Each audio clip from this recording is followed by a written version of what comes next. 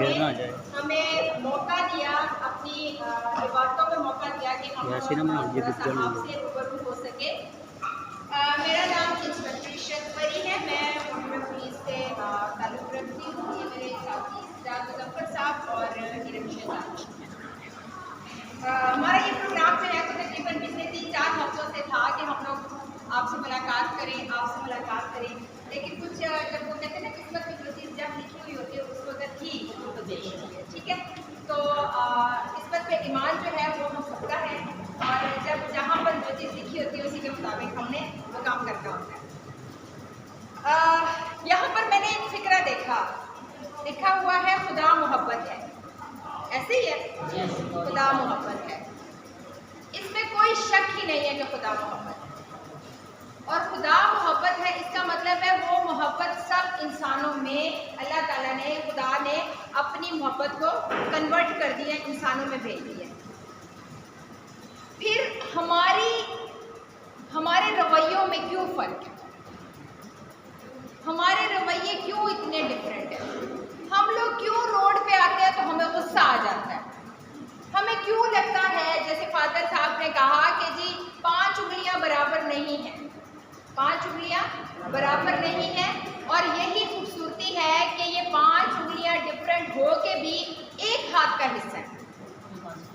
कितनी ज़रूरत है हमें अपनी उंगलियों की, है ये छोटी की अलहदा ज़रूरत है। इन 5-10 उंगलियों में से कोई उंगली भी ना हो तो बड़ा अरसा लगे हमें उस उंगली के बगैर किसी काम को करते हुए, ऐसे ही है। खुदा ना खास्ता ये 5 उंगलियां 10 की 10 उंगलियां ना हो तो हम मजदूर कहलाएंगे ना। तो हमारी अगर उंगलियां मुख्तलिफ है एक दूसरे से तो हमारे रवैये भी मुख्तलिफ है एक दूसरे से। हम क्यों ये उंगली क्यों एक्सपेक्ट करती है कि ये 5 उंगलियां मेरे बराबर हो जाए, ये अंगूठा क्यों ये ख्याल करे कि ये 4 उंगलियां मेरे बराबर आ जाए, जब खुदावत ताला ने हमारी ये 5 उंगलियां मुख्तलिफ बनाई है, लेकिन हमारा हाथ इन उंगलियों से मजबूत हो जाता है तो हमारे रवैये भी मुख्तलिफ बनाए। ये उंगली इसको नहीं कहेगी कि तुम मेरे जैसी हो जाओ। मेरे ये तमाम बात करने का मकसद ये है कि जब हम रोड पे होते हैं, रोड से तो हम सबका वास्ता पड़ता है ना।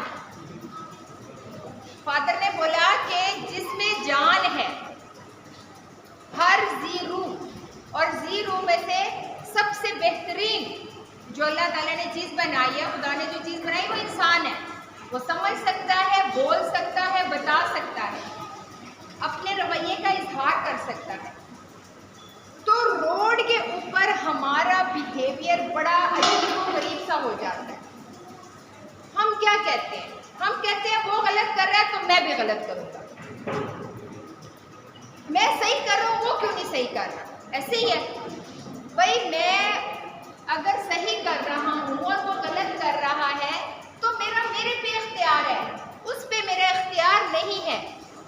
उसकी बुराई देख के मैं अपने आप को बुरा करूँ। जैसे कि फादर कह रहे थे कि जी टर्न लेते हुए ज़रा भी इधर उधर बाइक वाले नहीं देखते, ऐसे ही है ना। आप रोड पे चले जाएंगे, हमारी ख़वातीन बहनें बैठी हैं, बेटियां बैठी हैं, हमारे ये बुजुर्ग हजरात बैठे हैं। अभी मैं किसी से पूछ लूँ कि आपको सबसे ज़्यादा शिकायत किससे है, तो ये क्या कहेंगे? बाइक वालों से। हमारे बुजुर्ग बैठे हैं, अंकल जी आप बताएं आपको रोड के ऊपर सबसे ज़्यादा प्रॉब्लम किस चीज़ से होता है? रोड के ऊपर चलते हुए, सफर करते हुए किस चीज़ से ज़्यादा? गाड़ी से होता है, ट्रक से होता है, बस से होता है, मोटरसाइकिल से होता है, ज़्यादा गाड़ी से होता है, किस चीज़ से होता है?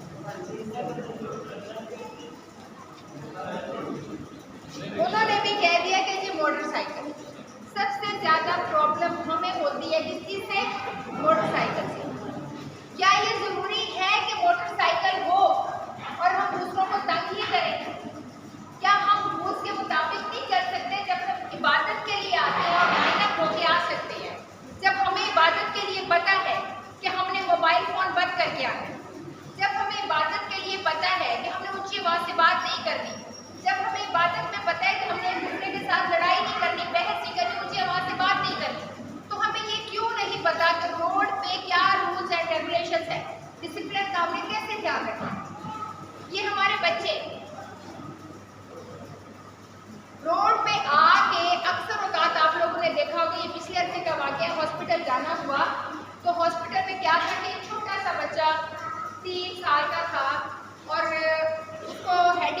जिसका ऑपरेट हो रहा था, उसकी माँ बहुत परेशान थी।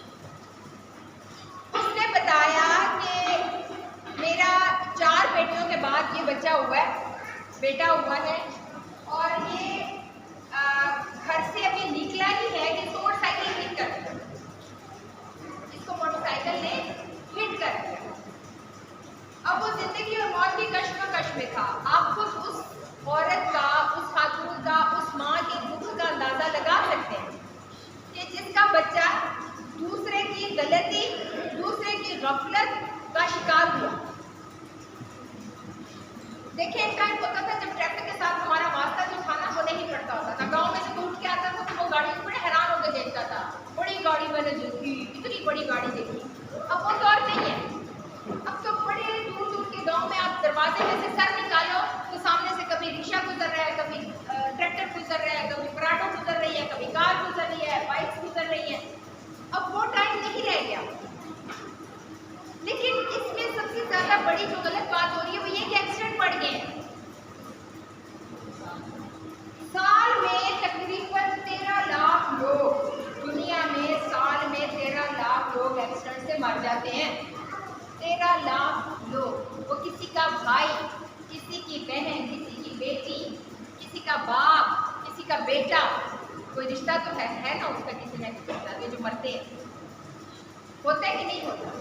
अब उसकी तकलीफ का अंदाजा कौन लगा सकता है? उसकी तरफ ऐसी है ना। और इस चीज से हम कैसे बच सकते हैं? मैं यहाँ पर जितने भी हजरात बैठे हुए हैं, बच्चे बैठे हुए हैं, मुझे थोड़ा हाथ खड़ा करके बताएंगे कि आप उस बाइक कितने लोग चलाते हैं?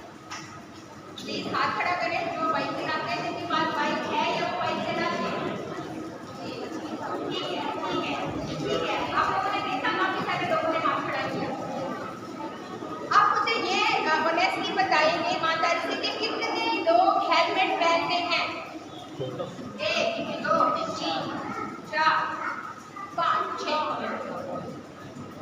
इतने सारे क्राउड में 5 से 6 लोग हेलमेट पहनते हैं। हालांकि हेलमेट का होना ना होना जिंदगी और मौत का फर्क है। ये मैं आपको बता दूं, क्लियर कर कि वो चोट जो हेलमेट के साथ लगती है, अगर वही चोट हेलमेट के बगैर लगे तो बंदे की डेथ हो सकती है। उसमें 98% चांसेस होते हैं कि बंदा नहीं बचेगा, क्योंकि चोट सीधी सीधी कहाँ लगती है? सर पे।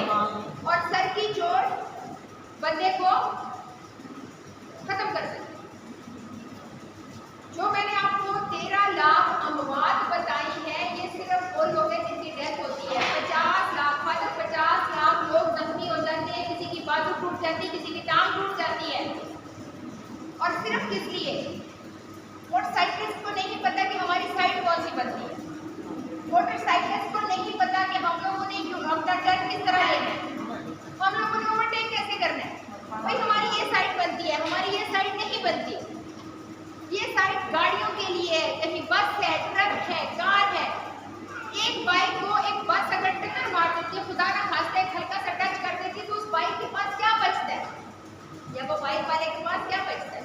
कुछ भी नहीं बचता। उस बाइक के पल्ले कुछ भी नहीं। आप यहाँ से वहां तक, हॉल तक, जहाँ तक हो, जितने तक अगर आप जा रहे हैं और आप बगैर जूते के चले जाते हैं, आप बगैर जूते के जाते हैं और वहां जाके फादर से कहते हैं, फादर मैं यहाँ तक आया हूँ, मेरे पैर गंदे हो गए, मेरे पैर में शीशा लग गया, कांटा लग गया, तो फादर आपको क्या कहेंगे? जूता पहन के आना था। ऐसी है ना? ना कि यहाँ पर आप फादर कहेंगे नहीं कि वहां से लेके वहां तक कालीन बिछा दो, इनके तो बेचारों पैर करते हो। भाई फादर कहेंगे जूता पहनो। तो फिर बंदी क्या है? अपने आप को सेव करो। बाइक एक नंगी सवारी है, उसका कोई सर पैर नहीं है, ना वो आगे से प्रोटेक्ट है, ना पीछे से, ना साइडों से, ना ऊपर से, ना नीचे से। वो बिल्कुल प्रोटेक्ट नहीं है। ऐसी है जैसे आपको चीज उठा के दीवार में दे मारो। ऐसी है ना? ऐसे जैसे चीज उठा के दीवार में दे मारो, खुदा ना खासा जब बाइक का एक्सीडेंट होता है तो बिल्कुल ऐसे होता है जैसे चीज आप उठा के दीवार में दे मारो। क्या नतीजा निकलेगा? टूट जाएगी वो चीज, टेढ़ी हो जाएगी। ऐसी है ना? तो बात ये है कि बाइक एक ऐसी सवारी जिसकी कोई प्रोटेक्शन नहीं है, उसमें जो भी प्रोटेक्शन करनी है वो आपने अपनी करनी है। हम बाहर के ममालिक को बड़ा सराहते हैं, बड़ी ट्रैफिक है वहाँ पर जी, बड़ा स्मूथ सिस्टम है।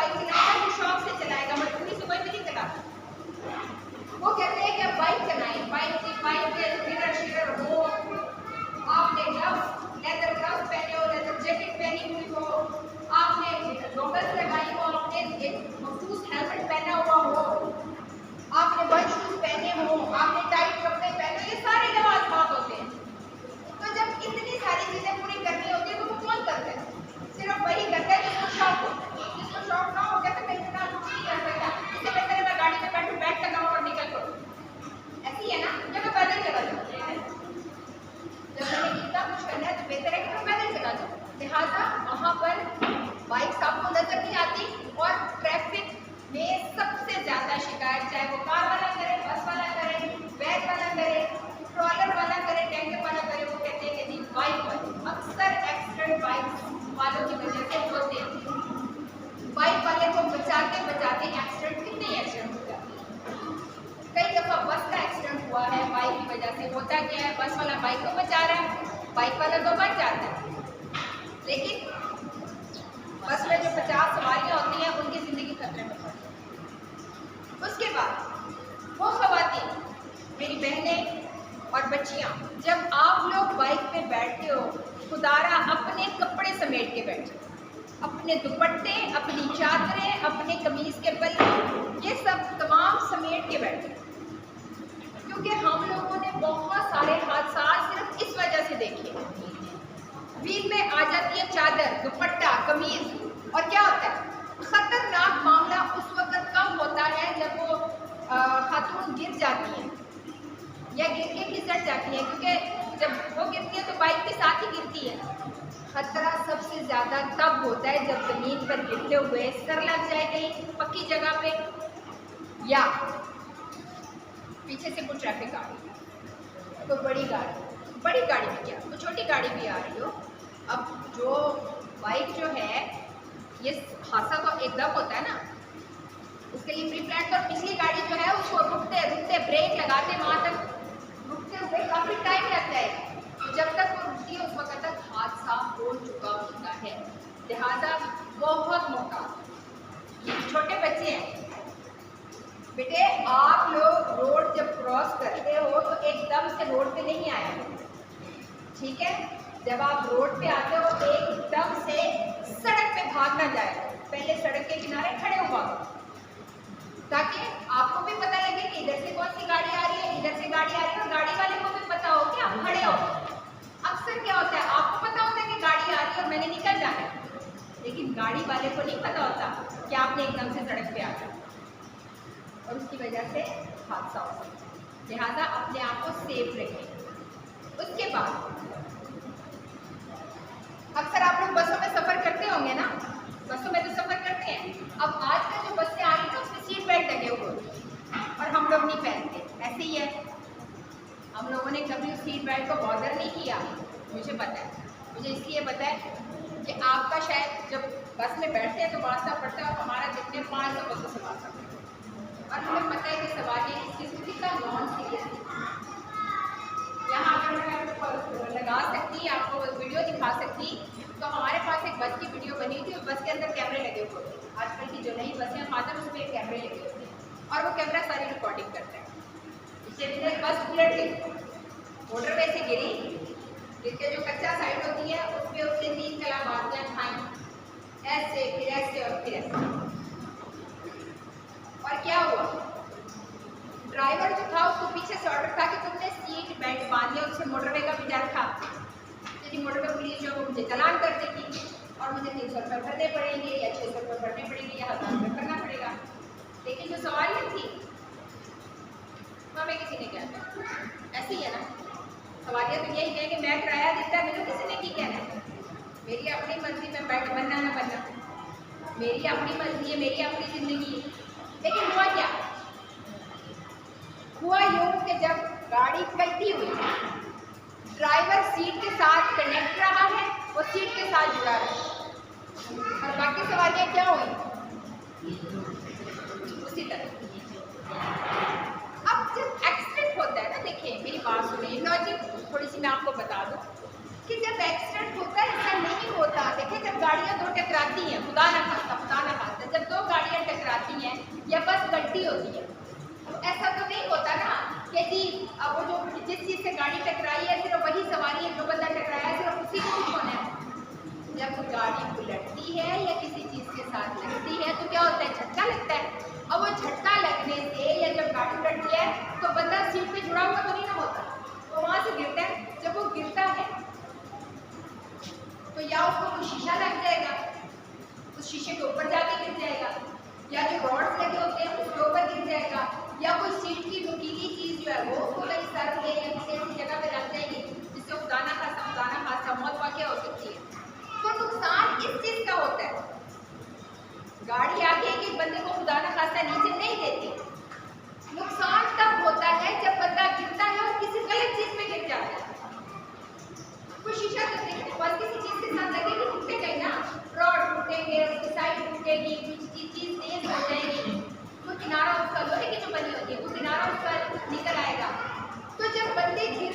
फिर जाके उसके ऊपर गिरते हैं, किसी की गर्दन में, किसी की गर्दन के पीछे, किसी की कमर में, किसी के सर में, तब नुकसान होता है।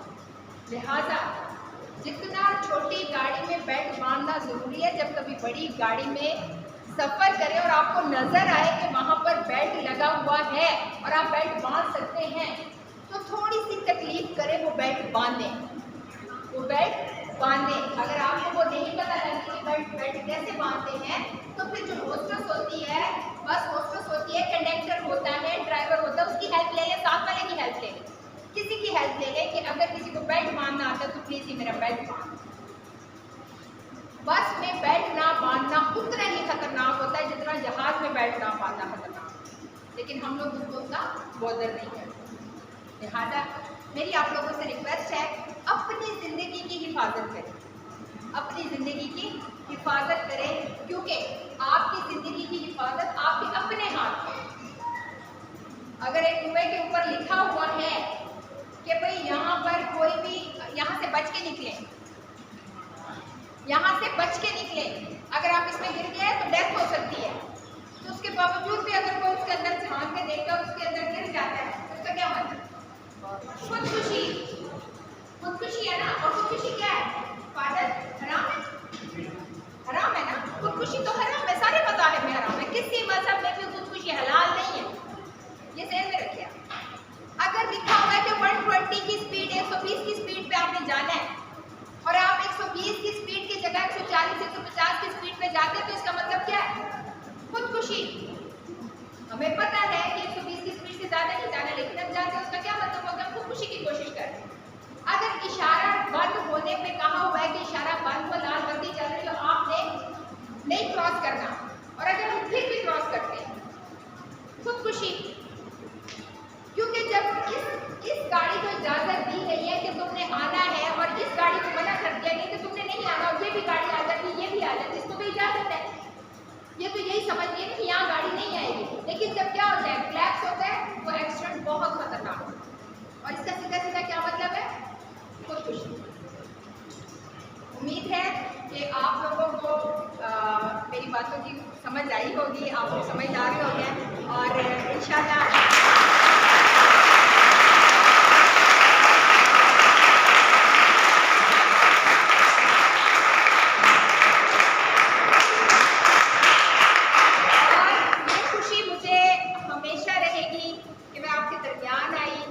मैंने स्टाइल मास्क पहन भी किया और आपकी इबादत भी देखी और फादर से भी मुलाकात हुई, हमारे लिए बड़ी अज़मत की बात है।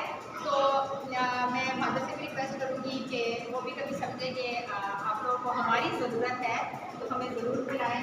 हम जब भी आप हमें बुलाएंगे हम हाजिर होंगे, और आप लोगों से भी रिक्वेस्ट है, अपनी ज़िंदगी की हिफाजत करें। आपकी ज़िंदगी आपके लिए पता नहीं कितनी कीमती है, हाँ, आपके लिए पता नहीं ज़िंदगी कितनी कीमती है, लेकिन यकीन करें कि आपके घर वालों के लिए ज़िंदगी बहुत कीमती है। आपके लिए, आपके घर वालों के लिए ज़िंदगी कीमती है, इस मुआशरे के लिए आपकी ज़िंदगी कीमती है, इस मुल्क के लिए आपकी ज़िंदगी कीमती है, और इस दुनिया के लिए भी आपकी ज़िंदगी कीमती है। अगर हर बंदा ये समझे ना कि भाई मेरे जाने से क्या फ़र्क पड़ेगा, तो बड़ा फ़र्क पड़ता है। ये उनसे पूछे जिनके चले जाते हैं। लिहाजा आपका फ़र्ज़ बनता है कि अपनी अपनी ज़िंदगी की खुद हिफाजत करें, अपनी हिफाजत खुद करें, दूसरों की हिफाजत भी आप करें। दूसरा अपना हक ले, लेकिन अगर वही हक दूसरे के लिए छोड़ दें आप, तो ये भी बड़ी अज़मत की बात। बहुत शुक्रिया, थैंक यू सो मच।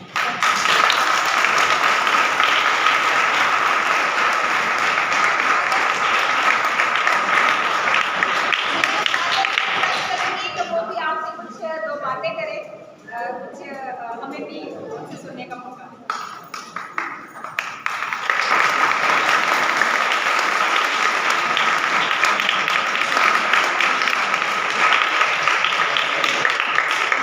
सबसे पहले मैं शुक्रिया अदा करना चाहता हूँ इशरत का और उनके सारे स्टाफ का।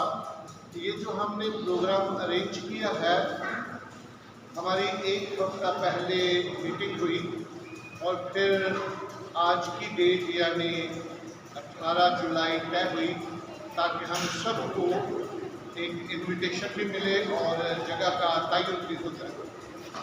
तो मैं मोटरवे पुलिस का और स्पेशली इंस्पेक्टर इशरत का बहुत ही शुक्रगुजार हूँ जिन्होंने लाइफ गिविंग मैसेज दिया।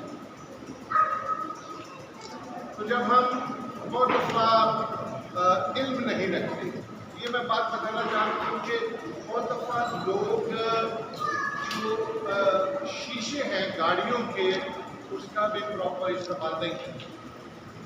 अच्छा, जब हम नई गाड़ी ले लेते हैं, मोटर बाइक ले लेते हैं, पूरी तौर पे जो शीशे उसको रिमूव कर देते हैं। हम समझते हैं कि इसको उतार देंगे तो हम शहर में रहने वाले हैं। और जो शख्स शीशे लगाए रखते तो कहते हैं ये पेंडू है, पेंडू। अच्छा, इससे हमारी बड़ी हिफाजत होती है। देखा है जिस गाड़ी के शीशे उतरे होते हैं वो आगे भी देखता है, वो साइड में भी देखता है, पीछे देखता है, ये हादसे का बहुत शिकार है। जब मैं मोटर बाइक ड्राइव करता था तो मैं लगाता था तो कहते हैं ये पेंडू है, लेकिन इसमें हिफाजत बहुत है। ड्राइव करते हैं, सामने से भी देखते हैं, शीशे से आप अच्छी भी देखते हैं। अभी आखिर में मैं पैगाम ये देना चाहता हूँ कि ये हमारा मिशनरी काम है, सारे लोग नहीं आए, तो एटलीस्ट जो पैगाम आपने आज मैडम इशरत से सुना है, कम से कम 5 लोगों तक ये पैगाम पहुंचना चाहिए कि मोटरवे के असूल क्या है और अपनी हिफाजत कैसे करनी है। और ये लाइफ गिविंग सेमिनार है और इसको हमने जब इस पैगाम को आगे मुंतकिल करते हैं तो हम समझेंगे कि हमने ये ज़िंदगी देने वाला जो अमल है उसको आगे बढ़ाया।